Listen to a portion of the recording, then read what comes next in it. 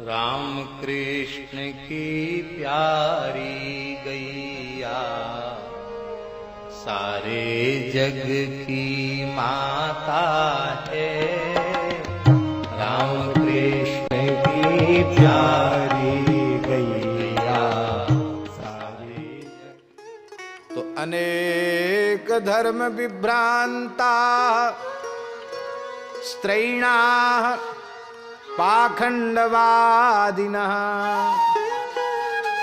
शुकशास्त्र कथोच्चारे त्याज्यास्ते यदि पंडिताः तदपि त्याज्या।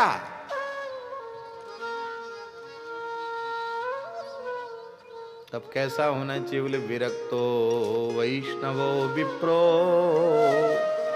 वेद शास्त्र विशुद्धिकृत दृष्टांत कुशलो धीरः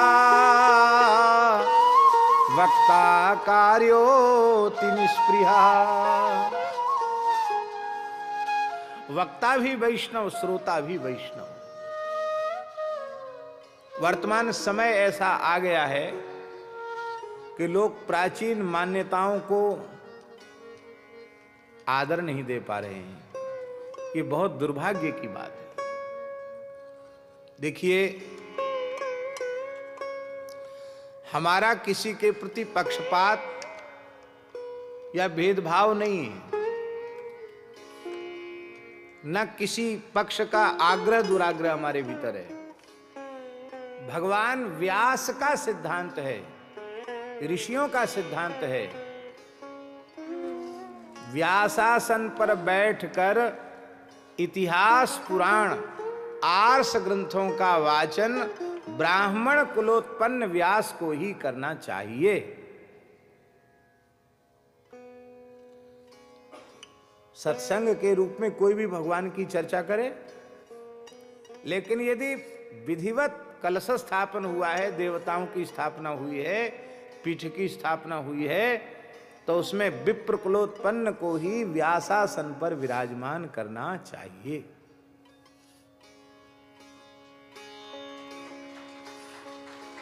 अब ये मान्यता तो, ये कहने वाले तो बहुत पुराने माने जाते हैं, और अब तो खतरा है, कुछ भी कहो खतरा है।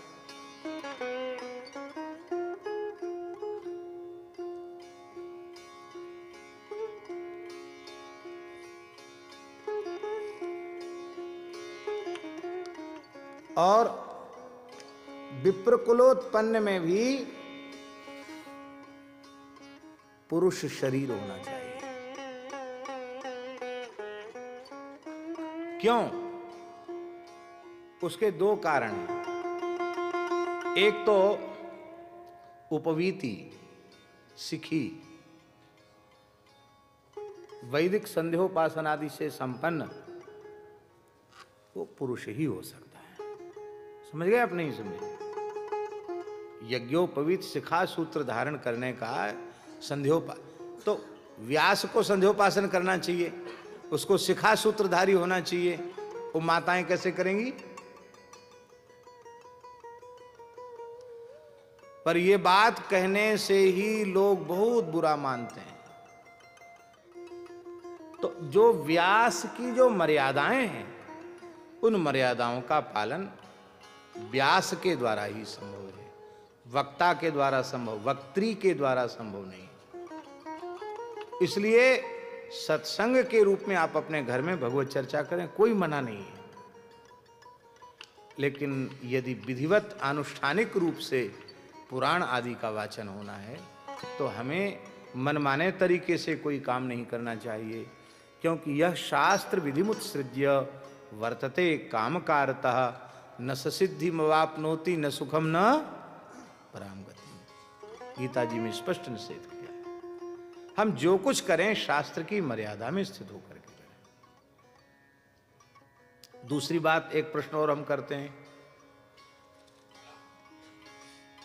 कि लगातार कथाएं माताएं भी कहती हैं, और उनके शरीर का धर्म बीच में ही उपस्थित हो जाए तो उस समय उन्हें ग्रंथ छूना चाहिए।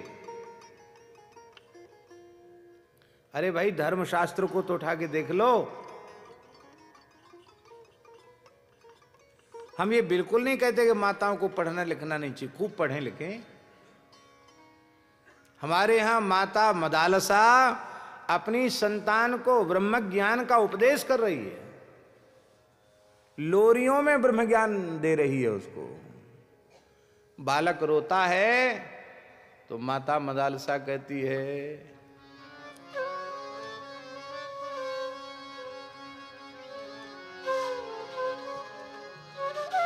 शुद्धोसि बुद्धोसि निरंजनोसि संसार माया परिवर्तितोसि पंचात्मकं देहमिदं न तेष्टि नैवास्य त्वं रोदिसि कस्य हेतो। बेटा, तुम शुद्ध हो, बुद्ध हो, निरंजन हो, माया से तुम्हारा क्या लेना देना।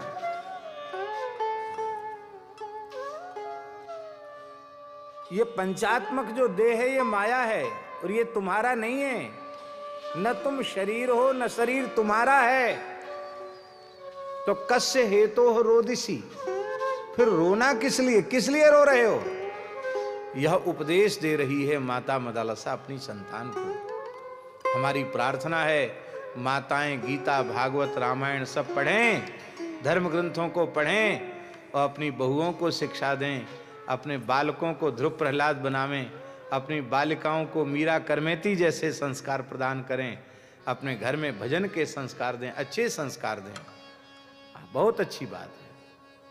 माताएं माताओं में बैठकर भगवत चर्चा करें, बहुत अच्छी बात है। लेकिन कथा मंच पर बैठ करके सब प्रकार के रसों की भावों की चर्चा करनी पड़ती है, तो वो हमारे सनातन मर्यादा के अनुरूप नहीं है। देखो, ये बात बिल्कुल पक्की समझ लेना, हमारी बिल्कुल द्वेष बुद्धि नहीं है। भगवान साक्षात विराजमान है भागवत जी के रूप में। माताओं के प्रति हमारे मन में कोई अन्यथा भाव हो या हम द्वेष बस या हमें अच्छा नहीं लग, ऐसा कुछ नहीं है। हम केवल ग्रंथ में शास्त्र में जो बात लिखी है उसको ज्यों की त्यों कह रहे हैं। आपको अच्छी लगे तो आप मानो, आपको नहीं लगे तो आपकी आप जानो। हमने अपनी बात कह दी और जिनको बुरा लगता हो उनके लिए हम वंदन करते हैं। भाई, आपको बुरा लगे इसलिए तो हम बोल नहीं रहे, हम तो जो न्यायोचित बात है वो कह रहे हैं। बहुत सावधान, ये तमाशा नहीं है भाई।